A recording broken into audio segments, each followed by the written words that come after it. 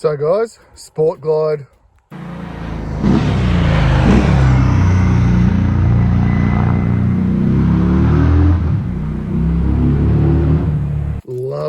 Love it, it suits me, it really suits me. First of all, 130/70 18 front tyre. Out the back, we also have a narrow rear tyre, fairly narrow. And we got the 107 cubic inch Milwaukee-Eight engine. So the 107's the baby really, but it is oh so silky smooth. I love the torque, I love the soft power right through the rev range, and it's got a nice top end and a revvy nature. This one's got quite a nice gearbox too. It's not too clunky like some of them are, and clutch take up isn't right off the handlebar. So it's all quite smooth, forgiving and nice to ride. But yeah, look, I mean, I just love that 107, and yeah, I actually prefer it to the bigger engines. I have said that before. The other thing I really like about this bike is the handling. Obviously, being from a sporty background, you know, I struggle with some of the Harleys. I think this is probably the best handling of all of them. If we take into account stability, steering quickness, lean angle, quickness in change of direction, line holding, I've got to say, I think it's probably the best. We've got real forks. We've got really good forks up front. They're well sprung, well damped. They've got good high and low speed compression valving. Nice rebound. I'd just take a little bit off the compression if I could. So it'd be nice to have some adjustment there, which you could do if you owned one. Back suspension, I've been mucking around with that. I've got it on 3.5 preload, which is just about right. It doesn't bottom out. It's a little bit reboundy, but it's pretty nice. I've been giving a bit of a hard time. Ground clearance is not too bad. I would lift these pegs about 1 inch, and I'd jack the rear up a little bit, probably with a Öhlins or aftermarket shock if I owned one. But look, it handles really well. You wouldn't have to do that if you didn't want to. It's a really nice cruiser that also corners. So just for today, for example, I'm about 300 k's in now. I'm out at halfway between Wallenby and Kalnura in the middle of nowhere on Wallenby Road. But today I've done Old Pacific Highway, some city stuff, M1 motorway all the way to Newcastle. Then I went up through Cessnock, then I went back to Wallenby, had a beer. And now I'm going to head to Kalnura for some lunch and back down through the old road and home. So, you know, 300k day, 5 hours in the saddle, super comfy the whole time.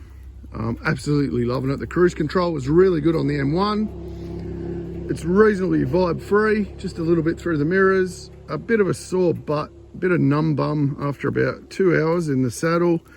But apart from that, fantastic. The brakes are good, 2 fingers, it pulls up, the rear pedal's really good. I'd like to adjust that down a bit, but that's just personal preference. Pillion pegs, it's got a pillion seat. These panniers are super handy, very, very handy. That fits my whole laptop bag and briefcase in that one. And it's got a really nice note to it. Exhaust and induction sound is really meaty on this. It's got the old school dash, nice and easy to read. Scroll through here, getting fantastic fuel consumption, under 6 litres per 100 k's, about 5.6. Did 225 k's, filled it up, took 10 litres. You got your single front disc here. I mean, it's always been nice to have 2, but like I said, the harder I've been riding it, the brakes are coming really good. And I'm stopping with 1 finger here. Plenty of front suspension travel from the upside down forks, and they just look so cool. No adjustment, but like I said, you could build that in if you really wanted to, or get them revalved if you're a serious owner and you're going to keep it long term. Got your little bikini fairing here with this tiny screen. Another inch, everyone wants another inch, but another inch would be awesome just to get it over the top of my head. I'm 187 centimeters tall. The headlights are really good at night. And it looks fantastic. I like that whole sort of miniature batwing front end with the polished lower triple clamp. Fairly neat front guard. The wheels look cool. Michelin Scorcher tyres, and they're good. Fantastic bike, guys. Plenty of nice chrome up here too. A lot of quality, and cable actuated clutch, of course. Standard Harley mirrors. All your standard switch gear. It's just a nice, basic, fun bike. But what I really love about it is it's a fantastic cruiser, but it's really easy around town. Check out how easy it is to do feet up U-turns on.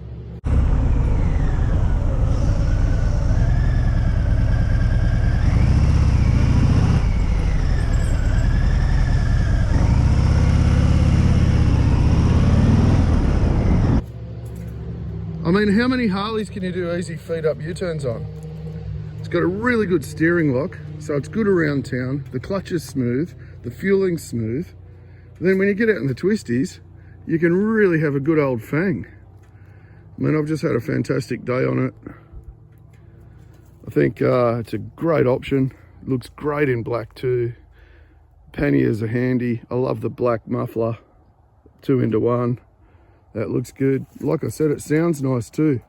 Sure, you'd always chuck a pipe on, but the induction noise, so actually from a rider's point of view, for our experience, it sounds like it's loud.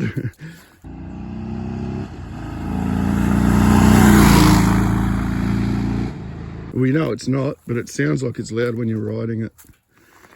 So yeah, I'm pretty impressed with the Sport Glide. Anyway, for more Harley reviews, click the link above. Let us know what you think about the Sport Glide 107. Totally stock standard.